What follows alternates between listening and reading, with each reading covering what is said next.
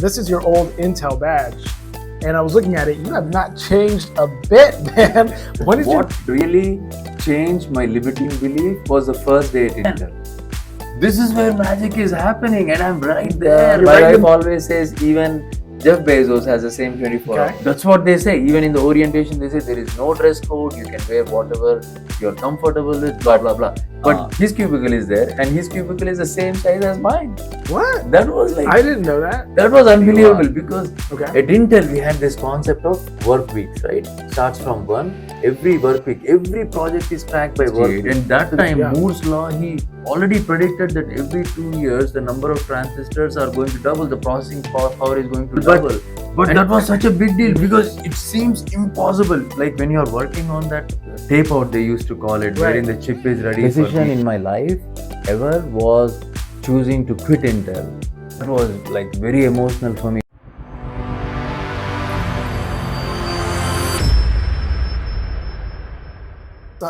Kiran, how you doing, man? Good. I'm doing very well today. Right on, man. And now you brought this in, and I was like, this is your old Intel badge.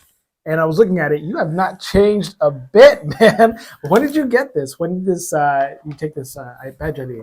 99. 1999. Yeah. What? Okay. So today that leads us into what we're going to talk about today, right? I want to talk about my experiences at Intel. Let's do it, man. That really helped me craft where I am today. Oh, I love that. All right. So what are some, and maybe I'm going to learn a couple lessons too from this. This is going to be pretty good. All right. So take us back, man. What was that first day like walking in? Oh, yeah. We'll start it the first day. What really changed my limiting belief was the first day at Intel. I walked in and then there was this huge wall behind me. Okay. Maybe there were like 3,000 patents. Each patent has a small metallic thing that they fixed on the wall with the name of the guy, the patent number, and the title, right? So the entire wall was that. So they were celebrating all of the patents that their staff had created. Yes. People that were part of the Intel community, and it was like a huge wall of it. Huge wall right behind the cafeteria. Like when you're going to the cafeteria, first you have to see the patents, and then you go eat. I mean, people will not miss that wall. It's right there. It's almost like they used to call it Wall of Fame. What it told me was, I mean, I had this limiting belief in my head that patents are something, somebody has it somewhere. Right.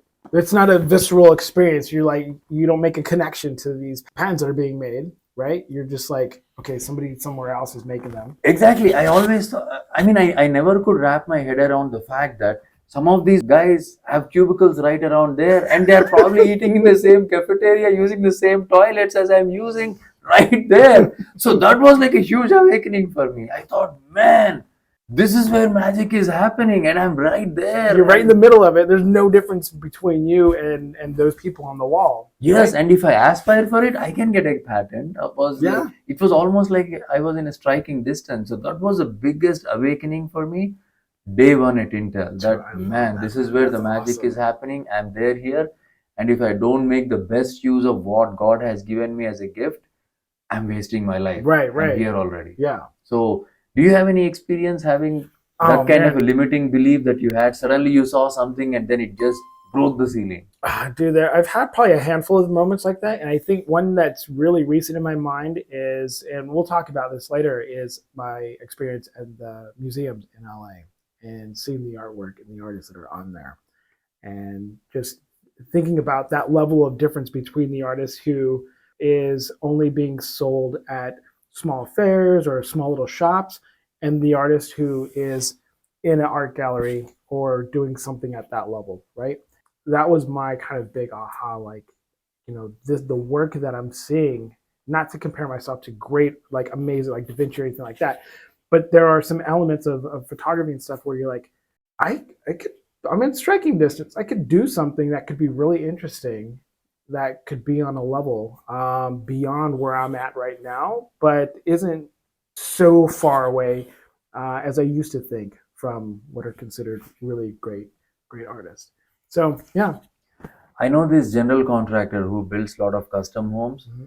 He said one thing at one time. I was talking about somebody who built this palatial architecture.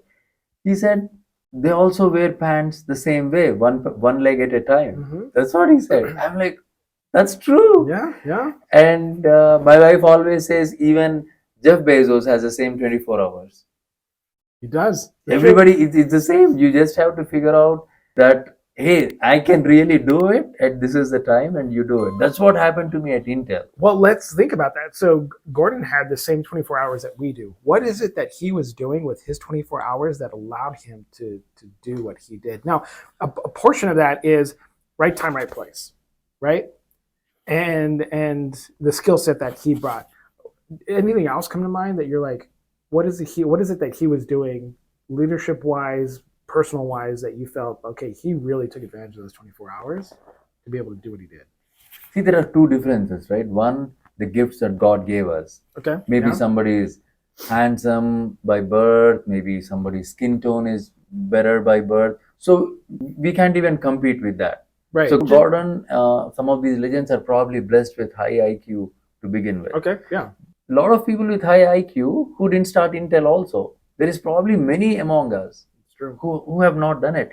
I feel the biggest differentiator between them and everybody else is having the right network of people and being in the right company. When I say right network, in the sense that you have to push yourself to the crowd wherein you want to see yourself gravitate. Right. Like, for example, at Intel, there is no dress code in the sense that you could even come wearing a short or very casual t-shirt or something very, very informal. Nobody is going to question you. Right. And the culture is that nobody is going to judge you. That's what they say. Even in the orientation, they say there is no dress code. You can wear whatever that you're comfortable with, blah, blah, blah. But then... I like that. It's like a meritocracy in a sense. Yes. If you come in and produce and perform, yes, you're good. That's it. And also at Intel, another thing that I really liked was the cubicle system. Doesn't matter if you're a director or if you're just starting out. Everybody has the same size cubicle. Same size cubicle, it's a cubicle. There is no office rooms, glass rooms, nothing. Really? Everybody's I didn't know that. I thought there'd be like a cold corner office area. No, everybody is the same. In the sense that there is workaround. If you are like the director, they give you a conference room that's reserved for you. Because you need it, right? You need it for confidential discussions and stuff. But his cubicle is there, and his cubicle is the same size as mine. What? That was like... I didn't know that. That was unbelievable because coming from India, it was very hierarchical, right? It's huge, yeah. I mean, even other companies. I worked as an intern at Teams International, where the CEO he was my professor. He had a big, nice office while I was in a smaller cubicle. Intel, it's different. So what I like about Intel and what I learned about it is hierarchical. I tried to implement that at Makutu's, wherein I said, okay, I'm not going to have a big room. I'm going to be among it. But it could backfire if I'm not able to maintain that leadership also. Well, let's talk about it real quick. So what are the benefits of that approach that he took where he's like, as far as the cubicle goes, it's just a cubicle, but it signifies something more than that, right? Yeah. It signifies this kind of egalitarian sense of like, hey, I'm in this with you. I'm not any better than you. And the better that you are, the better the company is. We're all doing this together.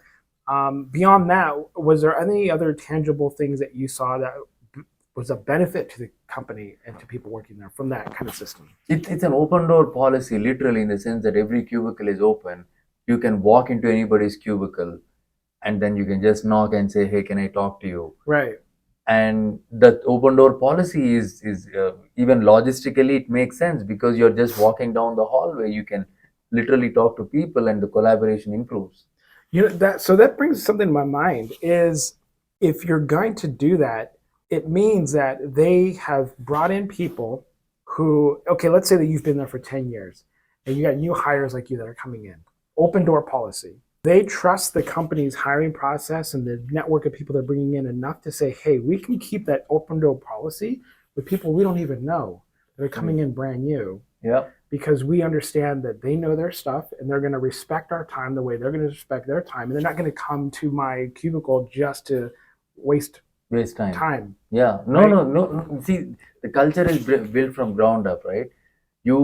If you want to have an informal chat, just talk about a lot of other stuff, there is cafeteria wherein people are hanging out and doing that stuff. But in cubicles, usually, it's serious talk. You talk and then the courtesy is that you leave as quickly as possible because that's the working time. Right. And if somebody is talking for a long time, you're talking with so many people hearing you also, right? Right. So everybody is giving you the look saying, just stay quiet. Why are you like taking too much time also? So that's part of the culture that he created. What other elements of the culture that did he put into place that are really impactful and that kind of help shape you?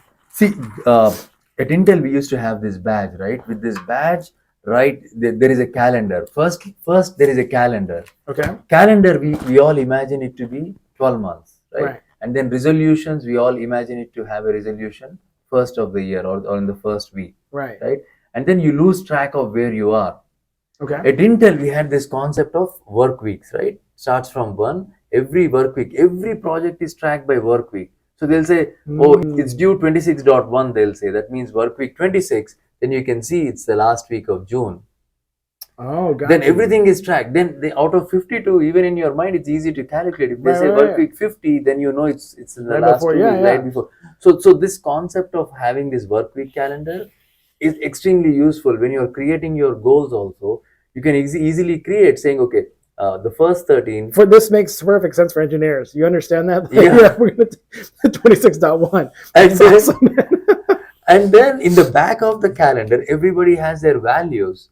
So customer orientation, discipline, results orientation, risk taking, great place to work, and quality. And it bullets points everything that we have to do. Dude, this is awesome, man. And I'm going to read one of these. Can I read a couple of these? Yeah. Okay. Look at this, risk taking. Listen to all ideas and viewpoints.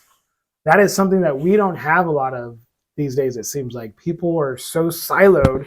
They don't want to listen to some people's alternate viewpoints. But this is something for risk taking. You got to listen to all views and all viewpoints. Not only that, every department, like Intel is like, oh, it's mega size, right? It's like a mountain and there is so many branches. Now, every organization, every department is led by somebody, and they are required to have their goals, and each of this goal needs to tie up to the overall value. So every goal, let's say they have to deliver this, then they have to quote which value is it tying to. And if it's not tying to any of these, then that has to be trashed away. So that is something that I learned, that there is really nothing stopping any human being from realizing their full potential. I mean, you cannot be like Gordon Moore or some legend like that in a short period of time, but still it is possible for anybody to aim for it and get inspired just being in their company. And now I see Gordon Moore, man, he's such a legend because he started this company in 1968, and that time Moore's